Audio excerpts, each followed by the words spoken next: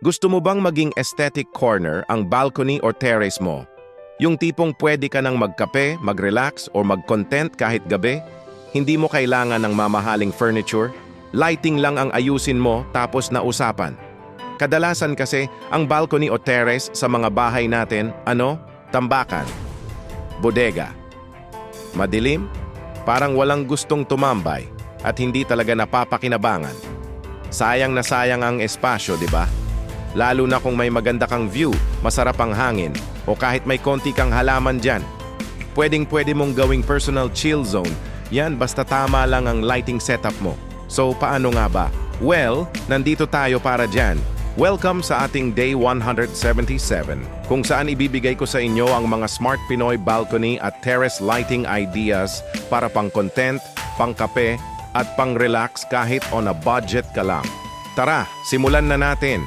Unang-una sa listahan natin ang classic at hindi kumukupas, fairy lights o twinkle lights. Ito yung go-to para sa warm at dreamy na aesthetic. Isabit mo lang yan sa railings, sa paligid ng mga halaman mo, o i-drape mo sa pader. Instant magic! Parang nasa isang enchanted garden ka na. Ang maganda pa dito, mura lang to at madaling mahanap. Piliin mo yung warm white para mas cozy ang feeling. Pangalawa, kung gusto mo naman ng parang nasa coffee shop ka, try mo ang outdoor hanging bulbs, lalo na yung Edison style. Ito yung malalaking bombilya na may visible filament sa loob. Nagbibigay ito ng rustic at industrial na vibe. Isabit mo lang sila across your balcony. Perfect ito kung medyo maluwag ang space mo. Pagbukas mo nito, kape at libro na lang ang kulang, cafe owner ka na sa sarili mong bahay. Pangatlo, para sa mas modern at sleek na itsura, gumamit ka ng LED strip lights. Idikit mo to sa ilalim ng railings, sa gilid ng sahig o sa mga ledge. Magbibigay ito ng glow from below effect na sobrang ganda, lalo na sa gabi, para kang nasa isang high-end na condo unit. Pwede ka ring pumili ng RGB strips para pwede mong palitan ang kulay depende sa mood mo. Gusto mo ng party vibe? Pindot lang. Gusto mo ng relax mode? Pindot lang ulit.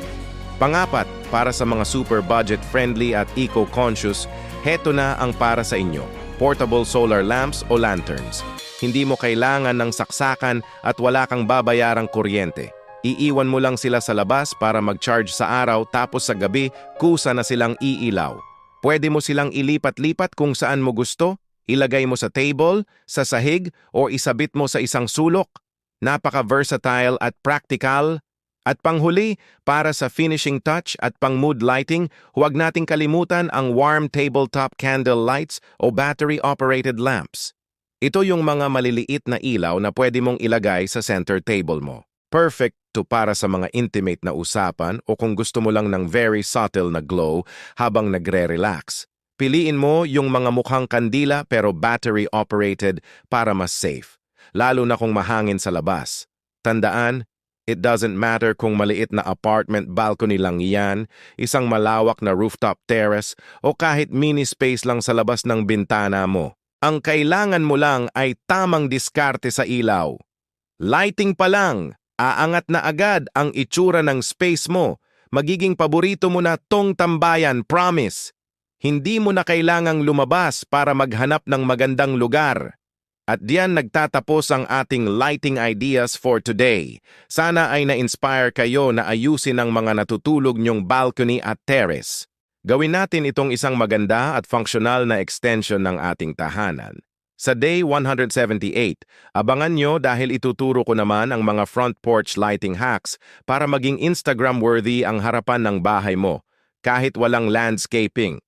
Kaya siguraduhin nakasubscribe ka na at naka-on ang notification bell para hindi mo to ma-miss.